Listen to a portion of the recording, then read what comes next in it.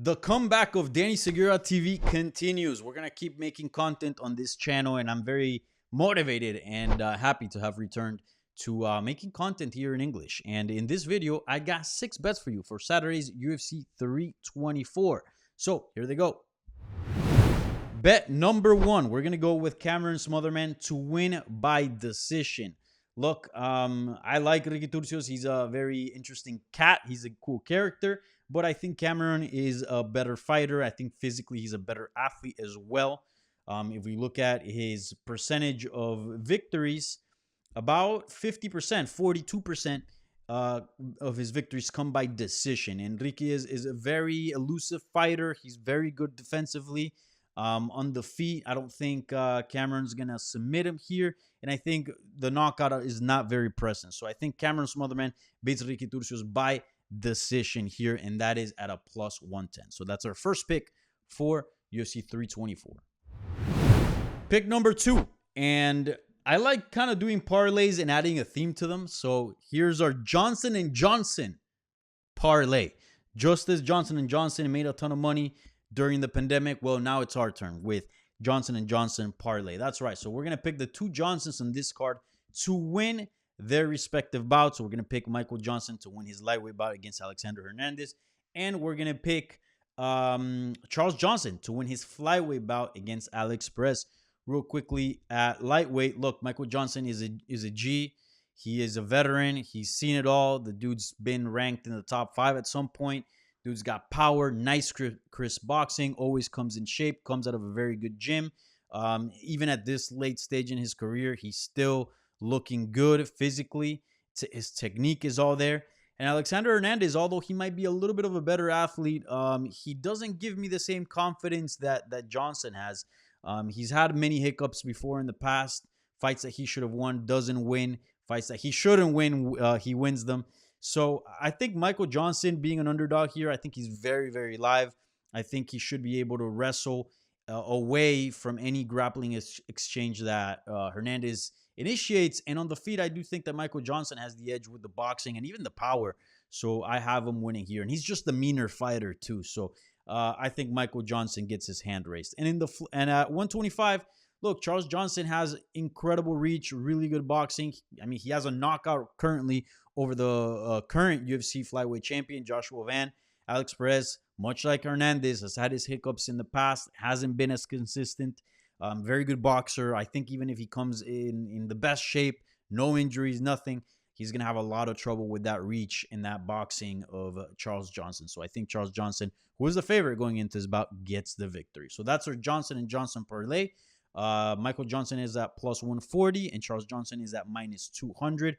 You add those two together and you get a parlay of plus 245. Pick number 3. We're going to go over at middleweight at the top of the preliminary card, and we're going to go with Ateba Gautier to beat Andre Pulyaev.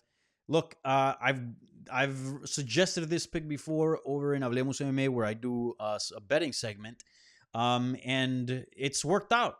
Ateba Gautier to win by first round finish, whether it's submission, knockout, most likely, but just first round finish. That line is minus 105. Ateba Gautier is an absolute beast. I've had the pleasure to watch him fight live in Mexico, actually, about a year ago.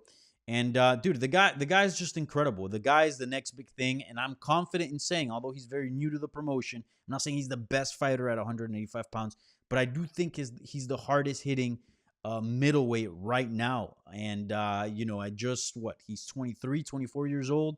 He's got good striking skills, very, very explosive. I think he gets it done. I think he gets it done in the first. So at minus 105, I think that's a very, very good line. Pick number 4. We're gonna go with Waldo Cortés-Acosta to defeat Derek Lewis by knockout. Look, someone's getting knocked out in this one, and I do think that Waldo Cortés-Acosta is in a better career moment. He is younger. He is faster. He does have better reflexes. He probably has the better chin at this point in time. He does have the better striking skills, in my opinion. I do give the edge to Lewis in power, but at that point, when you're talking about that level of power, Waldo can knock you out. Derek Lewis can knock you out. So I don't think it makes a huge difference. They're so powerful that at some point it doesn't make that much of a difference, because if they connect, odds are that it's lights out for you. So look, I do think Wilder's the better fighter. So for him to win by knockout, and we expect the knockout from this fight, I think it's the smart sort of bet, the smart result, and that is at a plus 105 plus money. So look, Waldo. Again, something I do want to mention is that Waldo has very good defense in defensive striking. He's got very good head movement, very good reflexes, and if you watch his fights, he never really gets hit clean, right? Yes, he got eye poked and then got hit clean, but besides that, for the most part, he really does a good job at rolling with his punches, and I feel like he will be able to stay away from Derek Lewis's power. So I think he gets it done by knockout here. And also, Lewis has been finished by guys like Pavlovich, by Tai Tuivasa, and if those guys can do it, I think Waldo is capable, more than capable to do it as well. So pick number 4 is going to be Waldo Cortés-Acosta to win by knockout at plus 105.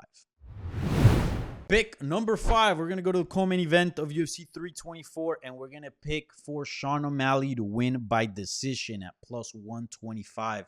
Look, yes, Sean O'Malley's coming off a 2-fight losing streak, but it was in championship fights, and it was against Merab Dvalishvili, who many people just a few months ago, were arguing whether or not he is the greatest bantamweight of all time, right? Like that's a big deal. Losing to that guy, a lot of people lose to him, right? I don't necessarily think Sang Yadong is at that level. Yes, he's a very good fighter, but I do consider him a few steps down from Merab. He does have good boxing, good wrestling, but his wrestling doesn't compare to Merab's. And even in defeat, Sean O'Malley against Merab showed that his takedown defense has improved a lot. So I think he'll be able to stay off the cage, off the canvas, using his nice and stout wrestling defense here against Sang Yadong. And on the feet, I do think that Sean O'Malley is the more precise, the rangier striker, the smarter striker. He does have to be careful. This is a dangerous fight, but I feel like he'll be in his element and he'll be good enough to defeat Sang Yadong over the course of 15 minutes. Sang Yadong does have good striking and he does have a good chin, so that's why I don't think Sean O'Malley will get the knockout here. So give me Sean O'Malley by decision at plus 125. Pick number 5. Guess we're going to go to the main event. And we're going to pick Justin Gaethje to win by knockout at plus 405. Look, Justin Gaethje has 26 professional wins, and 20 of them have come by knockout. And the dude's a savage. The dude's a maniac. If you put him against a welterweight, any welterweight in the UFC, and you give me plus 405 odds, I'm taking them.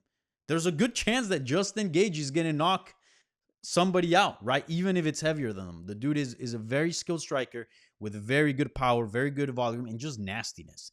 So I think he's live to knock out anybody really on the roster, even heavier weight classes, even above welter probably. So plus 405 to knock out anybody, I'm in. Now, he's fighting somebody in his weight class, and he's fighting somebody that has a relatively poor striking defense. It's not terrible, but I would say out of all his attributes, talk about Paddy Pimblett here, probably the place that he lacks the most is striking defense, because striking going forward, attacking, it's not too bad. He's got power, very good athlete, very good wrestling, even better jiu-jitsu, good submissions. I mean, he's got it all, but I feel like in the area that he lacks the most is the striking defense. Plus, 25 minutes is a long time to stay away from Gaethje's power. And even if he's able to dodge some big shots, I think damage over the course of the fight is going to add up on Pimblett, because you know Gaethje's going to land. And yeah, I think, again, if it was just a 50-50, maybe I'd side with Pimblett. But given the fact that the odds are so lopsided, plus 405, again, for Justin Gaethje to get a knockout, he's done that 20 times before. I think he's game here. So give me Justin Gaethje by knockout plus 405 for pick number 6. All right, my friends, that is it. That is all for my best bets for UFC 324. Always remember, bet responsibly. Don't go crazy. This is just for fun, all right? Yeah, like, subscribe. Let me know in the comments what are your picks for Saturday for UFC 324 if you're going to do some sports betting here at UFC 324. So let me know in the comments. And yeah, thank you for watching and enjoy the fights.